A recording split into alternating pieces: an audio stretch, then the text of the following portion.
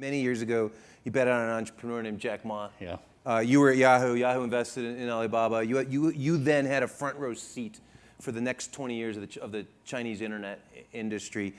Just very briefly describe to us what you've seen over that period of time, and we'll talk a little bit about where it stands now. Sure. Well, and you're on the board. You remain on the board of Alibaba. I am, and I know there's going to be a panel tomorrow with quite a number of experts in this field, people I look up to talk about China, and clearly it's still a very dynamic environment. But I think China has gone through, a few phases where in the early 2000s, late 90s,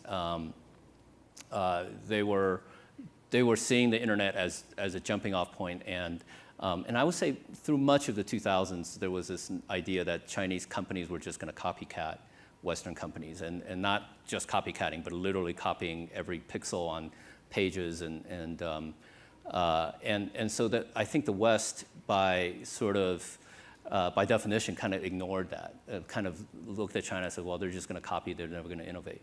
And what happened, I think, is that copycat applied against a very relentless, almost cutthroat market environment in China, developed these entrepreneurs. So Jack is obviously the example we can talk about, and I know well, but this is true for your other subject in your column with Pony. This is true with Robin. Pony Tencent. This is true with William Ding. So there is a group of entrepreneurs that grew up in the early 2000s that that used to hang out together, that still hang out together. Lei Jun from Xiaomi, Kingsoft.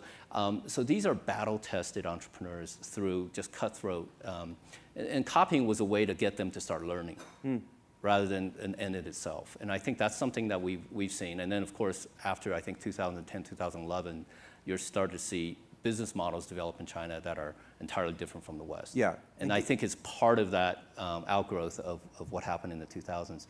I mean, I think with Jack, I said I was the luckiest man alive, and many of you know the story, but when I went to China the first time, he was my tour guide, sent by the Ministry of Foreign Investment, probably to keep an eye on me, but also, and so, I feel like in retrospect, what are the chances? Maybe he hosted a lot of people, I don't know, but it's one of those things where you just can't make this stuff up, and you can't imagine you would meet the future entrepreneur in Jack. But he was very curious. He was very, he clearly saw this ministry position as sort of a parking spot for himself in between startups. And then I had lost touch with him for a few years, and we were, Yahoo were struggling in China to try to, and we were losing our commerce efforts to this company called Taobao, and of course I found out it was Jack, and so having been competed against them, having realized how difficult the China market was going to be, a lot of people says, "Wow, you must have had a lot of insights, impressions, and great investing."